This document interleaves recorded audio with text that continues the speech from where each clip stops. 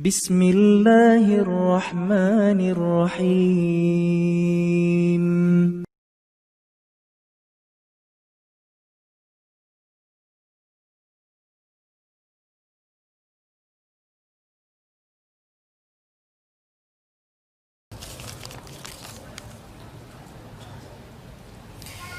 Bagaimana cara kita menanggapi masalah ustadz-ustadz sekarang yang membinakan sesama muslim? Tapi begini ya, saya ingin sampaikan. Sudah, sini. Saya ingin ajak antum untuk belajar dengan benar.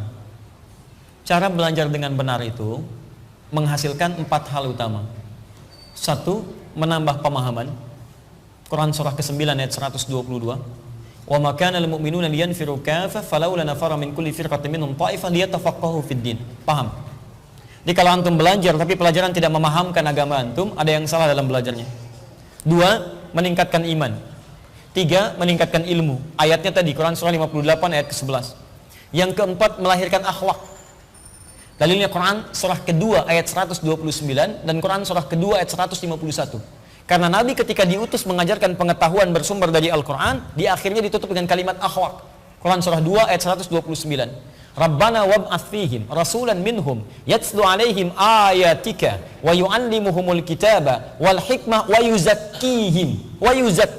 Yuzakkihim itu akhlak, menghilangkan yang kotor dalam jiwa. Jadi itu doa Nabi Ibrahim, Nabi Ismail dikabulkan oleh Allah.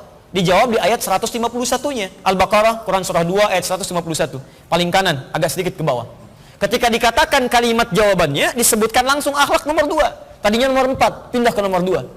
Kama arsalna fikum rasulan minkum yatslu alaikum ayatina wa yuzakkikum.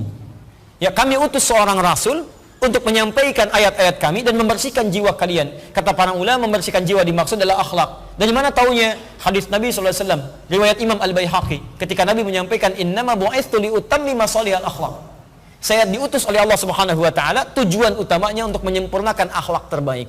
Jadi ketika Nabi menyampaikan kalimat-kalimat, ajaran-ajaran, puncaknya muncul dalam akhlak dan adab. Hati-hati, antum ilmu bertambah, pemahaman bertambah, iman serasa kuat, tapi akhlak nggak ada, salah antum belajar.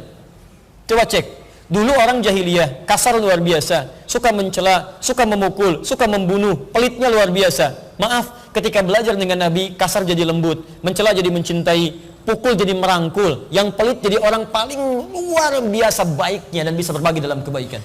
Sekarang lihat, Qurannya sama enggak? Sama. Hadisnya sama? Sama. Nabinya sama. Kenapa hasilnya beda? Antum ngaji Al-Quran, ngaji Sunnah, sumbernya sama. Kenapa akhlaknya enggak ada?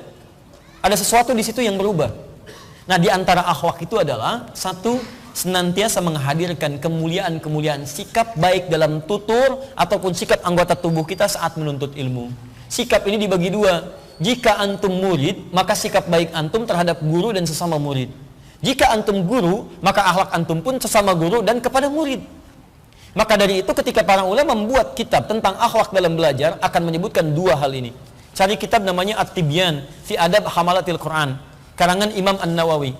Kalau versi bahasa Arabnya 183 halaman. Versi bahasa Indonesianya terbitan Al-Qawam, warnanya putih, ada 214 halaman. Antum pelajari itu, bab pertamanya adalah tentang adab. Bagaimana adab mengajar, bagaimana adab belajar. Di situ beliau mengajarkan kalau jadi guru begini adabnya, kalau jadi murid begini adabnya. Di antara adab dalam menuntut ilmu itu adalah 1, antum harus bersikap husnudzan kepada sesama, kepada guru, kepada teman-teman dan lain sebagainya. Jadi kalau misalnya ada orang-orang, misal, mohon maaf ya, misal ada seorang guru misalnya kepleset, salah bicara, atau ada kalimat yang kurang baik, antum tinggalkan yang tidak baik ya. Tapi bukan berarti ketidakbaikan itu kemudian menepikan seluruh kebaikan-kebaikan yang lainnya. Jadi kalau antum sudah antipati terhadap seseorang, antum tidak akan mengambil ilmunya. Padahal yang lain itu belum tentu ada keburukan di dalamnya. Saya pernah katakan begini, bahkan maaf ya, saya pernah katakan, sekalipun orang itu pernah menahdir saya, mungkin di situ ada kekurangannya, tapi Anda jangan tinggalkan orangnya. Karena boleh jadi banyak kebaikan lain di luar hal yang mungkin salah dalam dirinya. Bisa katakan kepada Anda, silahkan. Ada guru-guru lain misalnya tidak sependapat, kalau tidak suka tinggalkan. Kalau ada baiknya, ambil. Ini jangan kita luput kepada sesuatu yang mohon maaf di situ justru menjerumuskan kita pada keburukan. Iman tidak bertambah, ilmu tidak ada, yang ada ribut aja. Sampai kapan mau berakhir? Ya. Jadi saya sarankan pada Anda sudah cukup selesai. Jangan banyak berselisih, jangan banyak ribut. Kalau masalah khilafiyah, wajar. Anda tidak sepakat, jangan ikuti. Pada yang lainnya silahkan ambil. Paham sampai sini? Kalau sudah begitu, maka insya Allah negeri kita pun akan tenang, ibadahnya akan nyaman dan baik dalam kehidupan. Termasuk saya pernah ditanya tentang sikap bagaimana sekarang. Ada yang membubarkan pengajian, ada begini, ada begitu. Saya katakan pada Anda ya, jadilah Anda mukmin yang baik.